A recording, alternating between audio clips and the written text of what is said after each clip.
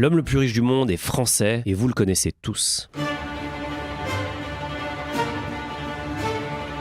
Il s'appelle Bernard Arnault. C'est peut-être le plus grand homme d'affaires que la France ait connu. Sa fortune s'élève à plus de 200 milliards de dollars, ce qui fait de lui l'homme le plus riche du monde, devant Jeff Bezos ou Elon Musk.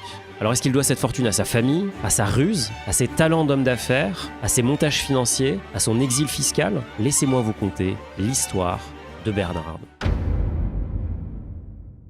Bernard Arnault naît en 1949 à Roubaix dans une famille aisée. Il y reçoit une éducation bourgeoise. Sa mère, Marie-Joseph Savinel, est la fille du fondateur d'une PME de province dans les travaux publics. Cette PME, Ferré Savinel, emploie plus de 1000 personnes. Elle se mariera avec un ingénieur de l'entreprise, Jean Arnault, à qui son père confiera la direction de Ferré Savinel. Enfant, Bernard était déjà passionné par cette entreprise familiale. Je me rappelle que quand j'étais enfant, je vivais dans une maison à côté d'une entreprise dirigée par mon grand-père et que j'avais grand plaisir à aller me promener avec lui sur les différents chantiers qu'il construisait. Son autre passion, c'est la musique et plus particulièrement le piano.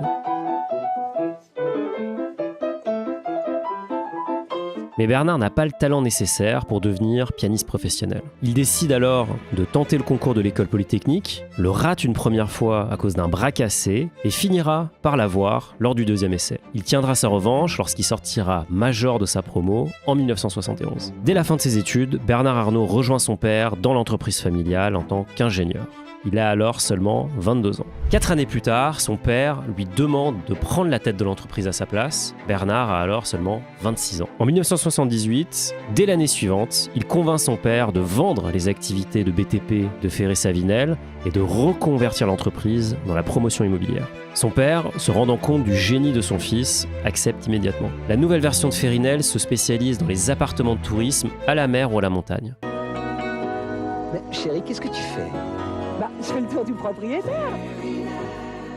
Peu de temps après, Ferrinel devient le promoteur numéro 1 dans son domaine en France. Un tour de force. L'entreprise sera rachetée en 1995 et existe sous un autre nom que vous connaissez peut-être, Nexity. Malgré le succès de son entreprise, un événement inattendu va bouleverser les plans de Bernard. En 1981, c'est le coup de massue, Mitterrand est élu président de la République. Son programme, marqué à gauche et socialiste, fait fuir Bernard vers les États-Unis. Il débarque à New York et décide d'ouvrir son premier bureau dans le Rockefeller Center au 45e étage. Il y fonde Ferrinel Inc., la version américaine de sa société, et commence à construire son réseau. Il va notamment côtoyer un jeune promoteur aux dents longues et à la chevelure folle, j'ai nommé Donald Trump. Ils resteront amis et lorsque Donald Trump deviendra président, il invitera Bernard à la Maison-Blanche à un dîner auquel assistera d'ailleurs aussi M. Macron. Le problème, c'est que Bernard Arnault découvre le marché de l'immobilier américain, il investit massivement dans un programme, mais finira par se rendre compte que ce dernier se situe à côté d'une centrale nucléaire, ce qui aura évidemment des effets très négatifs sur sa rentabilité. Malgré ses déboires, cette expatriation lui permet de se rendre compte du rayonnement de la culture française au-delà de nos frontières. Une anecdote que Bernard aime raconter, c'est que en arrivant à l'aéroport Kennedy, il saute dans un taxi et il demande au chauffeur si ce dernier connaît le nom du président de la République. Il dit non, je ne connais pas le président français, mais je connais Christian Dior. En 1984, Bernard décide de rentrer en France. L'expatriation n'a pas été un grand succès, mais il y a appris deux choses, le business à la dure et la puissance des marques françaises. Dès son retour, Bernard se remet aux affaires. Fini l'immobilier, il veut aller dans l'industrie. Et il y a notamment un dossier qui va attirer son attention. C'est celui du groupe Boussac. Ce groupe, qui appartenait à l'État, détenait des ateliers de textile et des grandes marques comme Conforama, Le Bon Marché et surtout un fleuron du monde du prêt-à-porter de luxe, la fameuse marque Christian Dior. Malgré les aides de l'État, le groupe Boussac est déficitaire et il n'arrive pas à redresser la barre. L'État décide d'arrêter de remettre au pot et cherche des investisseurs pour relancer l'entreprise et essayer de minimiser l'impact social. N'oubliez pas, à l'époque, c'est Mitterrand qui est au pouvoir. Ce serait donc très mal vu qu'une entreprise détenue par l'État licencie des employés. Bernard Arnault est intéressé par le dossier et déjà relativement riche. Sa fortune s'élève alors à l'équivalent de 25 millions d'euros. C'est bien moins que la somme demandée par l'État. Bernard Arnault décide alors de s'associer à des banques et des partenaires pour réunir les financements nécessaires. Mais Bernard n'est pas le seul sur le dossier. Face à lui, il y a des acheteurs comme Bernard Tapie, qu'on ne présente plus, et aussi Alain Chevalier, le patron de Moët Hennessy. On reparlera de lui d'ici quelques minutes. Pour sortir du lot, il décide de faire une proposition audacieuse, conserver 12 des 15 000 emplois chez Boussac. L'État est convaincu et décide de céder l'entreprise à Bernard Arnault. Le problème, c'est que Bernard Arnault ne dispose pas des fonds nécessaires. La fortune familiale, je vous l'ai dit, s'élève à 25 millions d'euros, à peu près 100 millions de francs, ne suffit pas à couvrir le coût d'achat. En parallèle, et dans l'ombre, Bernard emprunte des montants considérables au Crédit Lyonnais pour racheter des parts de Boussac et devenir l'actionnaire majoritaire. L'un des banquiers proches de l'accord signé avec Boussac racontera par la suite « Bernard Arnault est un prédateur, pas un créateur ». Une fois aux commandes du groupe, Bernard fait table rase. Il licencie 9000 salariés, c'est beaucoup plus que ce qu'il avait prévu et déclaré face à l'État. Il empoche également 500 millions de dollars en vendant des marques comme Conforama et renforce ainsi sa position cash. Son style de pur capitaliste fait couler beaucoup d'encre dans une France socialiste et commencera à forger sa légende d'homme impitoyable. C'est la naissance du loup en cachemire. Bernard conserve uniquement 2 marques, Dior et Le Bon Marché, et parvient à sortir Boussac de la faillite.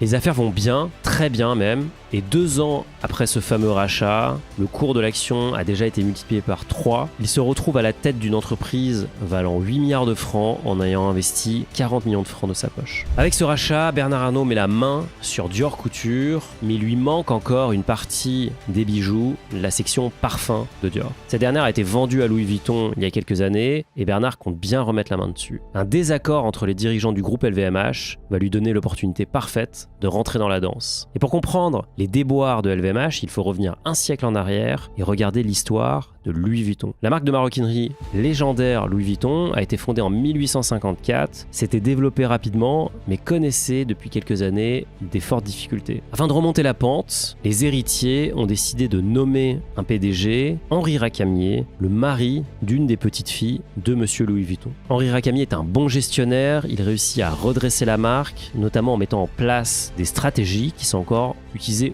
aujourd'hui par la majorité des groupes de luxe. C'est lui qui en premier a compris l'intérêt d'aller sur les marchés asiatiques. Il a également compris en premier qu'il fallait contrôler les distributions en vendant uniquement dans ses propres boutiques et qu'il fallait faire des campagnes de pub iconiques. Pendant son règne, le chiffre d'affaires de Louis Vuitton est multiplié par 30, ce qui est remarquable. Et pour aller encore plus loin, la famille Louis Vuitton décide de s'associer à Moët Hennessy. Cette fusion a du sens. Moët Hennessy étant une maison de champagne de luxe, elle permet de créer un vrai champion dans le haut de gamme. Le problème, c'est que suite à cette fusion, le clan Louis Vuitton, représenté par Henri Racamier, et le clan Moët Hennessy, représenté par Alain Chevalier, encore lui, s'entendent mal. Henri Racamier va faire rentrer le loup dans la bergerie en proposant à Bernard Arnault de l'aider à devenir actionnaire majoritaire de LVMH. Sans le savoir, Henri Racamier vient de provoquer la chute de sa propre famille. En effet, tacticien hors pair, Bernard Arnault va jouer sur les 2 tableaux, à la fois avec la famille Louis Vuitton et la famille Moët Hennessy, pour les monter les uns contre les autres. Les 2 actionnaires étaient persuadés que grâce à Bernard Arnault, ils réussiraient à récupérer le contrôle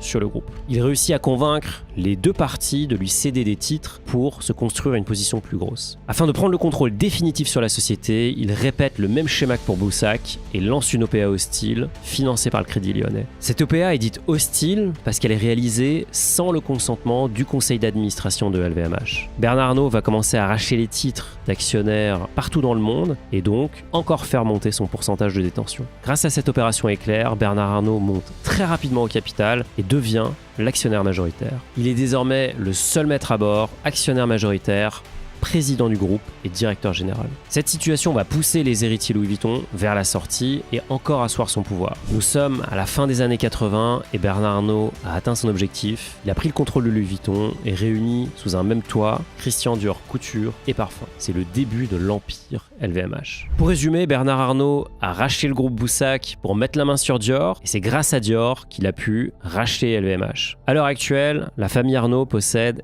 97,5% de Dior. Dior, en contrepartie, possède 41,5% d'LVMH. Et la famille Arnault possède également 6,7% de LVMH directement. Grâce à cela, il contrôle la gouvernance et possède plus de 60% des droits de vote du groupe LVMH. Dès son rachat dans les années 80, Bernard Arnault a une vision claire pour LVMH. Il veut en faire le plus grand groupe de luxe au monde. Sa stratégie, c'est de racheter des marques mythiques et de les faire grossir. Aujourd'hui, il possède plus de 70 marques dans des secteurs extrêmement variés. Et ces marques, vous vous les connaissez tous. On peut notamment citer Céline, Guerlain, Kenzo, Berluti. Et ça, ce ne sont que les marques françaises. Parmi les marques étrangères, il y a Marc Jacobs, Fendi, des maisons d'horlogerie comme Tag Heuer, Hublot ou encore Bulgari. L'horlogerie est un secteur clé pour LVMH. En 2020, il réalisera peut-être sa plus belle opération, en tout cas sa plus grosse, le rachat de Tiffany's pour 14,7 milliards $.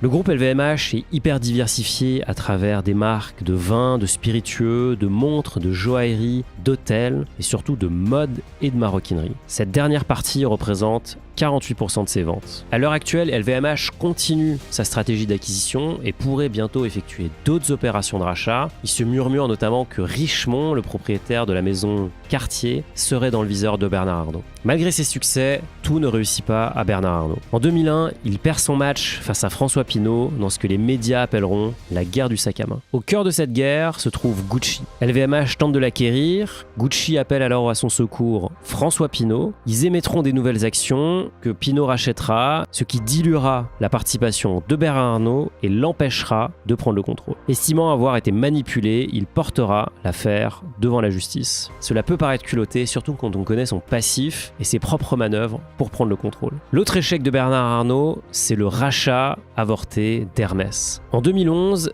LVMH tente de prendre le contrôle de cette maison mythique en achetant des actions sur le marché. Du jour au lendemain, Bernard Arnault se retrouve avec 17% du capital. Les héritiers Hermès font front et décident d'affronter l'agresseur afin de garder le contrôle. Finalement, LVMH vendra ses parts en 2017 et abandonnera la partie. Mais Bernard Arnault ne fait pas que racheter des marques, il crée aussi des synergies entre les différentes maisons. Ainsi, il arrive à maximiser le potentiel et la valeur de chacune de ses marques.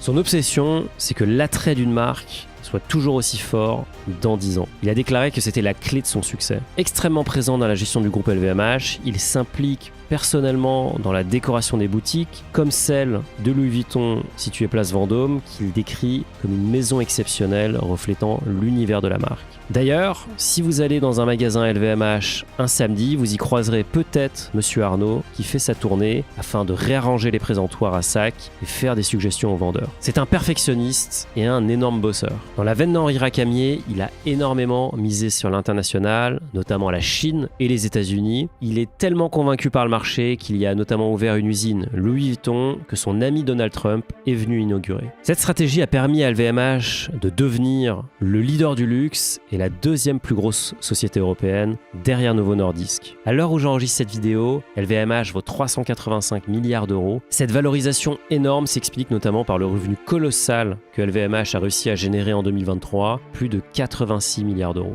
La croissance météorique d'LVMH a permis à Bernard Arnault de se hisser au sommet du classement des hommes les plus riches du monde. Cet entrepreneur du luxe devance des entrepreneurs de la tech comme Bezos, Musk, Zuckerberg ou encore Gates et Ellison. Sa fortune est très liée à l'action LVMH, elle fluctue donc en fonction de la performance boursière de son entreprise. D'ailleurs, si vous êtes investisseur vous-même, votre patrimoine peut également énormément varier en fonction de la performance de vos investissements et ça peut vite devenir compliqué de suivre tout ça. C'est pour ça que j'ai créé Finari. Finari, c'est la première plateforme qui vous permet de centraliser votre patrimoine, suivre votre budget. Concrètement, vous pouvez connecter tous vos comptes bancaires, PEA, assurance vie, compte titres et avoir les performances de façon automatique. Grâce à nos analyses, vous allez pouvoir baisser vos frais, optimiser vos placements et atteindre vos objectifs plus rapidement. Vous pouvez aussi gérer votre budget en catégorisant des transactions, en créant des objectifs et en vous débarrassant des dépenses inutiles. Pour tester Finari, c'est gratuit et ça se passe juste ici. Pour revenir à LVMH, la société s'est énormément développée depuis les années 90. Son cours en bourse, lui, a explosé au cours des 10 dernières années. Mais Bernard Arnault est un investisseur long terme, il l'a dit lui-même lors d'une assemblée générale de LVMH. Il ne regarde pas tant que ça les fluctuations boursières de l'action, il vise seulement le long terme.